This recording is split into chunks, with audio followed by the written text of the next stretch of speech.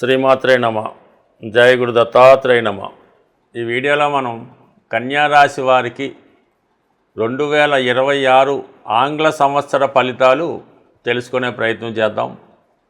మరి కన్యా రాశి వారికి సంవత్సర ఫలితాలు కాబట్టి రాబోయే 2026 సంవత్సరంలో వీరు ఏ విధంగా మన ప్లాన్ చేసుకుంటే బాగుంటుంది, ఏ ప్రధాన అంశాలు వీరి జీవితంలో 2026లో జరగబోతున్నాయి, ఏ విషయాల్లో జాగ్రత్త తీసుకోవాలి, ఇవన్నీ కూడా మనం ఈ వీడియోలో తెలుసుకునే ప్రయత్నం చేద్దాం. మరి కన్యా రాశి అంటేనే ఒక విధంగా 10 మందికి ఉపయోగపడుతూ 10 మందికి ఏది కావాలంటే అది సమకూర్చుతూ ఒక సర్వీస్ ఓరియంటెడ్ రాశిగా మనకి కన్యా రాశి చెప్తూ ఉంటుంది. వీళ్ళు నష్టపోయినా ఎదట వారు నష్టపోకుండా జాగ్రత్త పడుతూ ఉంటారు. కుటుంబంలో ప్రతి ఒక్కరూ సంతోషంగా ఉండాలని వీళ్ళ యొక్క సొంత విషయాలను కూడా త్యాగం చేసి జీవితం కుటుంబం కోసం సాక్రిఫైస్ చేస్తూ ఉంటారు. జీవితాంతం కష్టపడి సంపాదించిన ధనాన్ని ఎవరిలో ఒకరిని నమ్మి వాళ్ళకి ఇచ్చి సంపాదించిన ధనం అంతా నష్టపోయి చివరి వీళ్ళు ఇబ్బంది పడే స్థాయి కూడా ఈ కన్యా రాశి వారికి ఉంటుంది. అతి నమ్మకం, అతి ప్రేమ, అతి విశ్వాసం ఈ రాశి వారికి నష్టాన్ని కలగజేసే అవకాశం ఉంటుంది. బట్ ఏదైనా కన్యా రాశి వారు ప్రధానంగా ఈ 2026 సంవత్సరంలో ఏ విషయంలో అనుకూలంగా ఉందని మనం ఆలోచిస్తే ప్రధానంగా గురువు, శని, రాహు, కేతువు. అయితే 6వ స్థానంలో రాహు మాత్రం ఈ రాశి వారికి చాలా బలాన్ని ఇవ్వడం జరుగుతూ ఉంటుంది. అంటే డిసెంబర్ 5 అంటే 2026 డిసెంబర్ 5 దాకా రాహు 6వ స్థానంలో ఉంటాడు. రాహు 6వ స్థానంలో ఉన్నవారితో జీవితంలో ఎవరు కూడా పోరాడి గెలవలేరు. అంటే మనకేదో సినిమాలో చెప్పినట్టు మీరు ఒకరితో గొడవ పెట్టుకున్న వాడికే నష్టం, వాడు మీతో శత్రుత్వం పెట్టుకున్న వాడికే నష్టం అన్న విధంగా ఉంటుంది.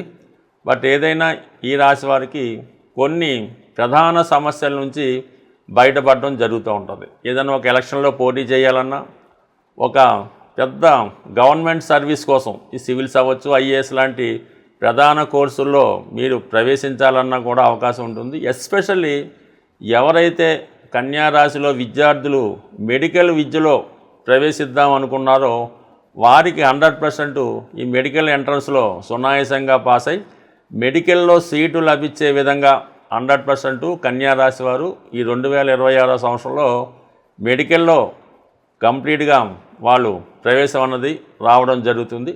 అలాగే మీరు ఒక వైద్యులుగా కొత్తగా ప్రాక్టీస్ చేయాలన్నా, లేదా ఇంకా ఫర్దర్గా పీజీ లాంటి కోర్సు వైద్య వృత్తిలో చేయాలన్నా కంప్లీట్గా ఇది సక్సెస్ వస్తుంది. అలాగే ప్రభుత్వ ఉద్యోగ సర్వీసులో ప్రవేశిద్దాం అనుకున్న వారికి చాలా వరకు ఈ రాహు మిమ్మల్ని సక్సెస్ వైపు నడిపించే అవకాశం ఉంది.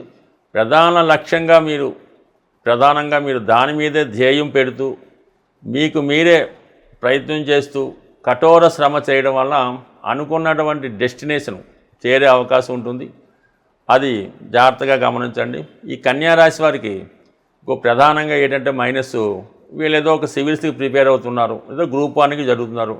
వీళ్ళతో పాటు ఒక 4 5 10 మందినో చేరదీసి గ్రూప్ స్టడీ చేసి వాళ్ళకి రానియన్నీ చెప్పి వాళ్ళని పరీక్షలకి ప్రిపేర్ చేస్తూ ఉంటారు. తీరా రిజల్ట్స్ అయ్యి రాబోతులకి వీళ్ళదేమో నెంబరు కనబడదు. ఎవరైతే ఇతని దగ్గర సహవాసం చేసి నేర్చుకుంటారో వాళ్ళ నెంబరు పైన ఉంటుంది. ఇది కూడా ఈ రాశివారు గమనించి కొంత స్వార్థంతో మీరు ప్రయత్నం చేస్తే, ఏంటంటే పోటీ తత్వం ఉంటుంది కాబట్టి ఈ పోటీలో మీ యొక్క టాలెంట్స్ ఏంటో అవతల వాళ్ళకి తెలియకుండా మీరు జాగ్రత్త పడితే సక్సెస్ అన్నది మీకు రావడం జరుగుతుంది. ఏదైనా రాహు మిమ్మల్ని ఈ సంవత్సరం ప్రధానంగా సక్సెస్ చేయబోతున్నాడు. అయితే కేతు 12లో ఉండడం వల్ల ఏంటంటే అనవసర వ్యక్తుల్ని నమ్మో, ఏదంటే ఏదో బ్యాక్ డోర్ ద్వారా ఉద్యోగం ఇప్పిస్తారో అని నమ్మి మోసపోయే అవకాశం ఉంది.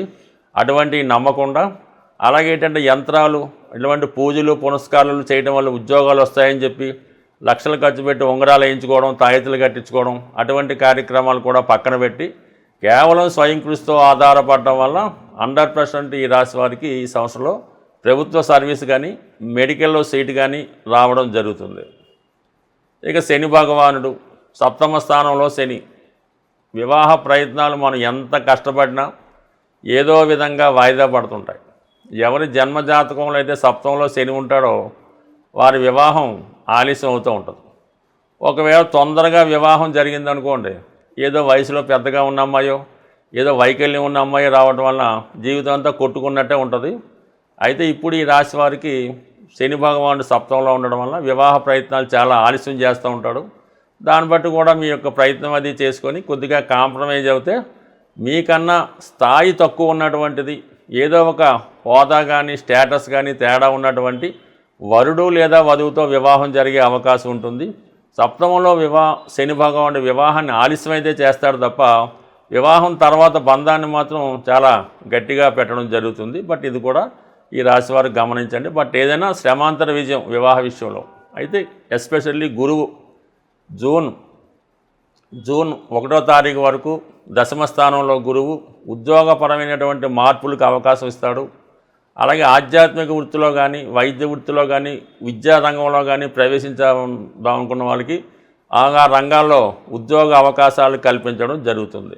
దాని తర్వాత ఏంటంటే జూన్ 1 నుంచి మాత్రం కన్యారాశి వారికి బ్రహ్మాండమైనటువంటి గురువు ఏకాదశంలోకి రావడం వల్ల పైవిచ్చి ఉచ్చులోకి రావడం వల్ల ప్రధానంగా చాలా సంవత్సరాలుగా మీరు సొంత ఇల్లు కొనుక్కున్న వాళ్ళనే మీ కళ నెరవేరబోతుంది. సొంత గృహం ఏర్పడుతుంది. మదర్ తరపు బంధువులతో సఖ్యత ఏర్పడుతుంది. స్థిరాస్తుల మీద ఆదాయం లభిస్తాయి. విద్య ద్వారా లాభాన్ని పొందుతారు. విద్య ద్వారా ఉద్యోగాన్ని పొందుతారు. వాహన లాభం కలిగే అవకాశం ఉంది. మంచి వాళ్ళ స్నేహం లభించే అవకాశం ఉంది. ఇక సప్తమాధిపతిగా లాభస్థానం తర్వాత ఎంత శని సప్తమంలో ఉన్నప్పుడు కూడా ఈ వివాహ ప్రయత్నాలు జూన్ 1 తర్వాత 100% నెరవేరే అవకాశం ఉంటుంది. అలాగే మంచి స్థాయి కలిగినటువంటి భార్య లేదా భర్త ఈ సమయంలో రావడం జరుగుతుంది. బట్ ఏదైనా కన్యారాశి వారు బెటర్ అయినటువంటి అదృష్టం కోసం, చేపట్టిన పనుల్లో విజయం కోసం ఏదైనా సరే కోరిక నెరవేరాలంటే జూన్ 1 తర్వాత గురువు యొక్క రాక కోసం ఎదురు చూస్తే మిగతా గ్రహాలన్నీ అంటే గురువు మనకు అనుకూలంగా ఉంటే అన్ని గ్రహాలు అనుకూలిస్తూ ఉంటాయి. అంటే దైవబలం మనకు ఉన్నట్టే కాబట్టి మరి మన కన్యారాశి జాతకులు మరి జూన్ తర్వాత వారి యొక్క విజృంభణ ప్రారంభమవుతుంది. గోచారరీత్యా కానీ జన్మజాతక రీత్యా జరుగుతున్నటువంటి దశలు జరుగుతున్నప్పుడు కానీ ఆ గ్రహాలు మనకు అనుకూలించాలంటే ఆ గ్రహ అనుకూలత కొరకు కొన్ని పరిహారాలు అన్నవి ఉండడం జరుగుతూ ఉంటుంది. ఏదైనా మనం ప్రయత్నం బట్టి ఏ గ్రహం ఆ ఫలితం ఇస్తుందో ఆ గ్రహాన్ని మనం ప్రసన్నం చేసుకుంటే కంపల్సరీగా ఆ గ్రహం మనకి అనుకూలమైన ఫలితాలు ఇవ్వడం జరుగుతూ ఉంటుంది. సర్వసాధారణంగా మనకి జన్మ లగ్నం రీత్యా జన్మ రాశి రీత్యా ఏ గ్రహం అయితే అనుకూలంగా ఉంటుందో ఆ గ్రహానికి సంబంధించినటువంటి రత్నధారణ అన్నది జరుగుతూ ఉంటుంది. ఆ రత్నం పెట్టుకోవడం జరుగుతూ ఉంటుంది. ఏ గ్రహం అయితే ప్రతికూల ఫలితం ఇస్తుందో పాపగ్రహం అంటారో ఆ గ్రహానికి జపం చేయించడం, దానాలు ఇప్పించడం లాంటిది సర్వసాధారణంగా జరుగుతూ ఉంటుంది. అయితే ప్రస్తుత గోచారరీత్యా మనకి ఈ 4 గ్రహాల కోసమే తెలుసుకున్నాం ఈ వీడియోలో. రాహు, కేతువు, గురువు, శని. అయితే ఈ 4 గ్రహాల్లో ఒక్కొక్క గ్రహం ఒక్కొక్క భావానికి లేదంటే ఒక్కొక్క కారకత్వానికి కారణం అవుతూ ఉంటాయి. వాటి ప్రసన్నం చేసుకొని మనం ఎదుర్కొన్నటువంటి ఇబ్బందుల ప్రకారం ఆ గ్రహానికి పరిహారం చేసుకుంటే కంపల్సరీగా గ్రహం అనుకూలత ఇవ్వడం జరుగుతూ ఉంటుంది. దానికి మనం ఫిజికల్గాను తోడ్పడాలి, అలాగే మనకి దైవత్వ పరంగా కూడా చేసుకోవడం జరుగుతూ ఉండాలి. సపోజ్ మనం శని భగవానుడికి శాంతి చేయించుకోవాలి, పరిహారం చేయించుకోవాలనుకున్నప్పుడు మనం కూడా చాలా క్రమశిక్షణతో ఉంటూ సూర్యోదయానికి ముందే లెగిసి శరీర శ్రమ చేస్తూ ఉండాలన్నమాట. చిన్న విషయానికి పెద్ద విషయానికి ఇతరుల మీద ఆధారపడకుండా మనకు మనమే ఆధారపడుతూ చాలా శుచిగా శుభ్రంగా ఉంటూ అలాగే ఒక మంచి సాంప్రదాయ దుస్తులు ధరించు ఈ గడ్డం అది పెంచేసి తలగడ్డ పెంచకుండా పర్ఫెక్ట్గా కనబడుతూ ఉంటూ అలాగే శని భగవాన్ యొక్క అనుగ్రహం కోసం మరి ప్రతి నిత్యం వీలైతే లేదంటే ప్రతి సోమవారం ప్రతి శనివారం అంటే ఎప్పుడు వీలైతే అప్పుడు శివుణ్ణి ఆరాధించడం వల్ల అలాగే ఎక్కువగా మీ కుటుంబంలో ఎవరైతే వృద్ధులు చేతకాని వాళ్ళు ఉంటారో వాళ్ళని కనీసం మీరు ఇసుక్కోకుండా వాళ్ళకి దగ్గరగా ఉంటూ వాళ్ళకి ఏమి కావాలి అన్నది ఏదో ఏ బిస్కెట్ ప్యాకెటో పిల్లలో ఏవో మందులో వాళ్ళు సహాయం చేస్తూ వాళ్ళకి ఏదన్నా సహాయం చేస్తే అంటే మీ కుటుంబంలో వృద్ధులకి మీరు సహాయం చేయడం వల్ల శనిగ్రహ అనుగ్రహం లభిస్తుంది. ఇప్పుడు ఎవరైతే శని వల్ల ఉద్యోగపరమైన ఇబ్బందులు ఎదుర్కొంటున్నారో వ్యసనాల బారిలో ఉన్నారో అప్పుల్లో ఉన్నారో వాళ్ళు ఈ విధంగా నేను చెప్పిన రెమెడీ చేసుకుంటే ఇమీడియట్గా దాని నుంచి బయటపడడం జరుగుతూ ఉంటుంది. ఇంకా బెటర్ ఫలితాల కోసం ఈ చలికాలంలో ఉన్నప్పుడు బాగా వృద్ధులకి రోగిష్ట వారికి ఏదైనా దుప్పట్లు సాల్వాలు పంచిపెట్టడం, చెప్పులు గొడుగు ఇవ్వడం జరుగుతుంటుంది. ఎప్పుడు కూడా దానం ఎవరైతే బాగా కొనుక్కోలేని స్థితిలో ఉంటారో వాళ్ళకి, పేదవాళ్ళకి, రోగంతో ఉన్నవారికి, వృద్ధులకే ఇవ్వాలి తప్ప బాగా డబ్బులున్న పండితుడిగో ఇంకోటిగో మనం ఎంత దానం చేసినా ఎన్ని వేలు ఇచ్చినా రూపాయి ఉపయోగం అయితే ఉండదు. కాబట్టి మీరు ఈ విధంగా ఎవరైతే బలహీనులుగా ఉంటారో వాళ్ళకి కనీసం భోజనం పెట్టినా శనిగ్రహ అనుగ్రహం లభిస్తూ ఉంటుంది. అలాగే రాహు ఎప్పుడు మనల్ని వ్యసనాలను బాడి తీసుకెళ్తూ ఉంటాడు. అక్రమంగా ధనం సంపాదించాలనుకుంటాడు. అనేక అక్రమ సంబంధాలు, వ్యసనాల మీద ఆసక్తి చూపుతుంటాడు. అటువంటి విషయాల్లో బాధపడుతున్న వారు రాహుగ్రహ అనుగ్రహం కోసం కంప్లీట్గా మీరు అమ్మవారి అనుగ్రహం పొందవలసిందే. దుర్గాదేవి ఆరాధన ప్రతి శనివారం, ప్రతి శుక్రవారం అమ్మవారిని ఆరాధించడం, దుర్గా అష్టోత్తరం, లలితా సహస్రనామం పారాయణ చేయడం. అలాగే స్త్రీల వంక, అంటే మీరు ఎంత చిన్న వయసైనా పెద్ద వయసైనా ఎవరైనా స్త్రీలను దీన్ని పాపదృష్టిలో చూడకుండా వాళ్ళని గౌరవప్రదంగా చూడటం వల్ల రాహు అనుకూలిస్తాడు.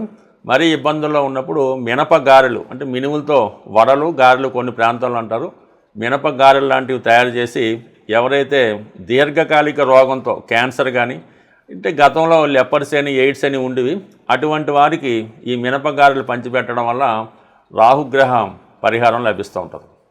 అలాగే కేతు నిరాశ నిస్సు కారణమవుతుంటాడు. కేతు వల్ల ఇబ్బంది పడుతున్న వాళ్ళు, వాళ్ళకి దేవాలయంలో ఉన్నటువంటి సాధువులకి ఎండు ఖర్జూరం, అలాగే వారికి కావాల్సినటువంటి ధనం, అంటే 11 రూపాయలు కొంత ఎండు ఖర్జూరం ఆ సాధువులకి పంచిపెట్టడం వల్ల కానీ, లేదంటే సాధువులకి ఒకరోజు భోజనం పెట్టి వాళ్ళకి వస్త్రదానం చేయడం వల్ల కేతువు మీకు సహకరిస్తుంది. అంటే కేతు కేవలం సన్యాసులకు మాత్రమే మీరు ఇటువంటి భిక్ష చేయవలసి ఉంటుంది. అలాగే పెళ్లి చేసుకొని సంసారం చేస్తున్న వైభోగులు అనిపిస్తున్న వాళ్ళకి మాత్రం చేస్తే ఉపయోగం అయితే ఉండదు. ఈ విధంగా కొంతమంది నిర్భాగ్యులుగా, పిచ్చివాళ్ళగా తిరుగుతూ ఉంటారు. ఏమీ లేకుండా, దేశాన్ని ఏమీ పట్టించుకోకుండా, కనీసం ఒంటి మీద బట్ట లేకుండా ఉంటారు. అటువంటి వారిని ఒక నారాయణ సేవాది చేసి వాళ్ళకి మంచి బట్టలు ఇచ్చి అనుగ్రహిస్తే మాత్రం కేతు మీకు కంపల్సరిగా, కేతు ఇచ్చాడంటే మాత్రం అది చాలా శాశ్వతమైన కీర్తి ఇవ్వడం జరుగుతూ ఉంటుంది. ఇక గురువు అన్నది ఏంటంటే మీ యొక్క గురువుని ఆశ్రయించడం వల్ల కానీ, మీకు ఎవరైతే విద్య నేర్పారో మీ తండ్రి గారు, మీ తల్లి గారు, వారిని సేవించడం వల్ల, లేదంటే బాబా గారు, సత్యసాయి బాబా, రాఘవేంద్ర స్వామి, మీ ఇష్ట దైవం ఎవరైనా ఉంటే వారిని గురు రూపంలో కోల్చుకోవడం వల్ల బాగుంటుంది. మళ్ళీ గోవుకి సేవ చేయడం వల్ల కూడా గురువు అనుగ్రహిస్తూ ఉంటాడు. ఈ కారణాల వల్ల ఏంటంటే చిన్న రెమెడీలతో మనం చేసుకునే రెమెడీలే పనిచేస్తాయి తప్ప ఏదో గుళ్ళో డబ్బులు కట్టేసామండి, లేదంటే ఇంకోటికి ఏదో చేసామని అలా కాకుండా ఫిజికల్గా దగ్గరుండి సంతృప్తికరంగా మీరు పరిహారం చేసుకుంటే అది మీకు 100కి 100 పాళ్ళు సహకరించే అవకాశం ఉంది. స్వస్తి.